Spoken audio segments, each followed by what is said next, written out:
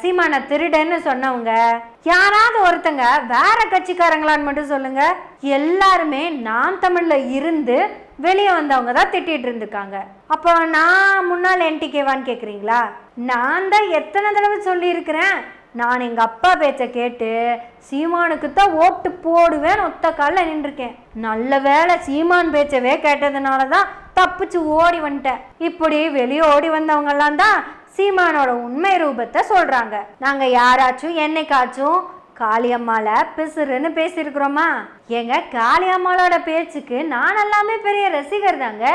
அப்புறம் எப்படிங்க உங்க கட்சிக்கு மட்டும் எங்க காளியம்மாளக்க பிசுறாவே தெரியுறாங்க? எத்தனை பேருங்க உங்க கட்சியில சேர்ந்திருக்காங்க? இதை நானா சொன்னேன்? சீமான் தான் சொன்னா.